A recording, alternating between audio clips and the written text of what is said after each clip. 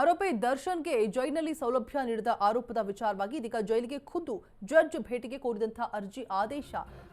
ಇವತ್ತು ಆದೇಶ ಪ್ರಕಟಿಸಲಿದ್ದ 57ನೇ CCH court ಕಾರಾಗೃಹದಲ್ಲಿ ಕನಿಷ್ಠ ಸೌಲಭ್ಯ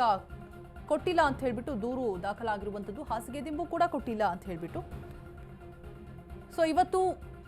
57ನೇ ಸಿಸಿಎಚ್ ಕೋರ್ಟ್ ಆದೇಶವನ್ನ ಪ್ರಕಟಿಸಲಿದೆ ಕೋರಿದ ಅರ್ಜಿ ಆದೇಶ ಹಾಸಿಗೆ ದಿಂಬು ಕೊಡ್ತಾ ಇಲ್ಲ ಕ್ವಾರಂಟೈನ್ ಸಿಗ್ತಾ ಇಲ್ಲ ಜೈಲಲ್ಲಿ ಟಾರ್ಚರ್ ಕೊಡ್ತಿದ್ದಾರೆ ಅಂತ ಹೇಳಿಬಿಟ್ಟು ದರ್ಶನ್ ಅರ್ಜಿಯನ್ನ ಹಾಕಿರ್ತಾರೆ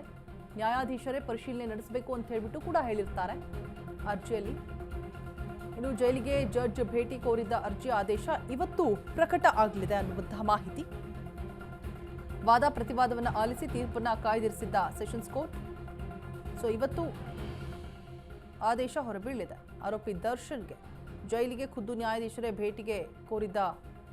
ಅರ್ಜಿ ದರ್ಶನ್ ಕೋರಿರ್ತಾರೆ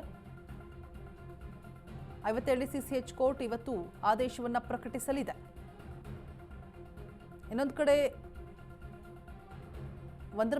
ಮೇಲೊಂದು ಅರ್ಜಿಯನ್ನ ಹಾಕ್ತಾನೆ ಇರ್ತಾರೆ ಇತರ ವಿಚಾರಗಳಿಗೆಲ್ಲ ಜಡ್ಜ್ ಹೋಗಿ ಪರಿಶೀಲನೆ ಮಾಡೋದಕ್ಕಾಗೋದಿಲ್ಲ ಅಂತ ವಾದವನ್ನ ಮಂಡಿಸಿದ್ದಾರೆ ಎಸ್ಪಿಪಿ ಪ್ರಸನ್ನಕುಮಾರ್ ಅವರು ಅರ್ಜಿಯನ್ನ ವಜಾ ಮಾಡಬೇಕು ಅಂತ ಹೇಳಿಬಿಟ್ಟು ಬಟ್ ಇವತ್ತು ಫೈನಲ್ ಆದೇಶ ಏನು ಆಗತ್ತೆ ಅನ್ನುವಂಥದ್ದು ಪ್ರಕಟಿಸಲಿದ್ದಾರೆ ಇವಾಗ ಹೆಚ್ಚಿನ ಅಪ್ಡೇಟ್ಸ್ ಅನ್ನ ಕೊಡೋದಕ್ಕೆ ನಮ್ಮ ಪ್ರತಿನಿಧಿ ಅರುಣ್ ದೂರವಾಣಿ ಸಂಪರ್ಕದಲ್ಲಿ ಜಾಯಿನ್ ಆಗ್ತಾ ಇದ್ದಾರೆ ಅರುಣ್ ಇವತ್ತು ಏನು ದರ್ಶನ್ ಅವರು ಅರ್ಜಿಯನ್ನ ಹಾಕಿದ್ರು ಅಂದ್ರೆ ಜಡ್ಜೆ ಬಂದ್ಬಿಟ್ಟು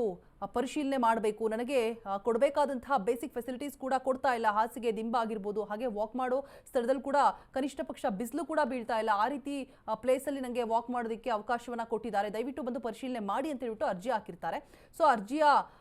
ಆದೇಶ ಇವತ್ತು ಪ್ರಕಟಿಸಲಿದೆ 57ನೇ ಸಿಸಿಎಚ್ ಕೋರ್ಟ್ ಏನಾಗಬಹುದು ಎಲ್ಲಿಗೆ ಬಂದು ನಿಲ್ಲಬಹುದು ಈ ಒಂದು ವಿಚಾರ ಹೆಚ್ಚಿನ ಅಪ್ಡೇಟ್ಸ್ ಕೊಡೋದಾದ್ರೆ ಅರುಣ್ ರೋಜಾ ಏನಂದ್ರೆ ಸಿಆರ್ಪಿಸಿ 310 ಅಡಿಯಲ್ಲಿ ದರ್ಶನ್ ಪರ ವಕೀಲರಾದಂತ ಸುನಿಲ್ ಅವರು ಒಂದು ಅರ್ಜಿಯನ್ನ ಹಾಕಿದ್ರು ಅಂದ್ರೆ ಏನು ಕೋರ್ಟ್ ನಿಂದ ಏನೋ ಒಂದು ಆದೇಶಗಳಾಗಿದೆ ಮತ್ತೆ ಕೋರ್ಟ್ ನಿಂದ ಸೂಚನೆಗಳು ಬಂದ್ರೆ ಅದು ಯಾವುದನ್ನು ಸಹ ಪಾಲನೆ ಮಾಡ್ತಾ ಇಲ್ಲ ಅಂದ್ಬಿಟ್ಟು ಏನು ಅವರ ಪರ ವಕೀಲರು ಒಂದು ಖುದ್ದು ಜಡ್ಜ್ ಅವರೇ ಬಂದು ಇದನ್ನ ಪರಿಶೀಲನೆ ಮಾಡ್ಬೇಕು ಅಂತ ಅರ್ಜಿಯನ್ನ ಹಾಕಿದ್ರು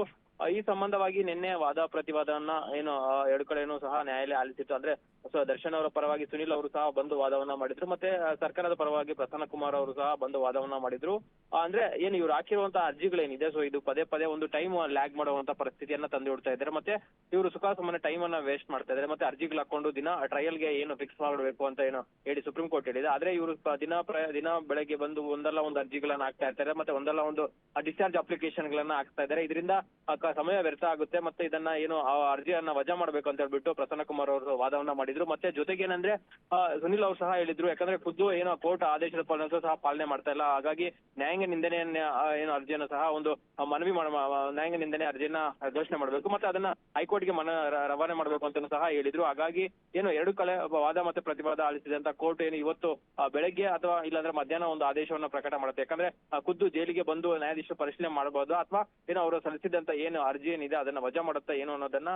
ಕೋರ್ಟ್ ಆದೇಶದ ಬಳಿಕ ನೋಡ್ಬೇಕಾಗುತ್ತೆ ರೋಜಾ. ಆಲ್ರೈಟ್ ಥ್ಯಾಂಕ್ ಯು ಅರುಣ್ ತಮ್ಮೆಲ್ಲ ಡೀಟೇಲ್ಸ್ಗಾಗಿ. ಸೊ ಇವತ್ತು ಅರ್ಜಿ ವಿಚಾರಣೆ ನಡೆಯುತ್ತೆ ಏನಾಗಬಹುದು ಅಂದ್ರೆ ಹಾಸಿಗೆ ಇಲ್ಲ ದಿಂಬಿಲ್ಲ ನನಗೆ ಕನಿಷ್ಠ ಪಕ್ಷ ಬಿಸಿಲು ಬೀಳುವಂತಹ ಜಾಗದಲ್ಲಿ ಕೂಡ ವಾಕ್ ಮಾಡೋದಕ್ಕೆ ಅವಕಾಶ ಕೊಡೋದಿಲ್ಲ ಹೀಗೆ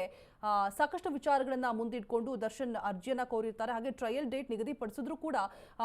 ಒಂದಷ್ಟು ದಿನಗಳು ತಡ ಆಗಲಿ ಅಂತ ಹೇಳ್ಬಿಟ್ಟು ದರ್ಶನ್ ಗ್ಯಾಂಗ್ ಏನಿದೆ ಡಿ ಗ್ಯಾಂಗ್ ಅವರು ಕೂಡ 3 ಅರ್ಜಿಯನ್ನ ಸಲ್ಲಿಕೆ ಮಾಡಿರ್ತಾರೆ ನೆನೆ ಬಟ್ ಏನಾಗುತ್ತೆ ಇವತ್ತು ಫೈನಲ್ ಡಿಸಿಷನ್ ಹೊರಬೀಳಿದೆ ನಿರ್ಣಾಯಕ ದಿನ ಅಂತಾನೆ ಹೇಳ್ಬೋದು.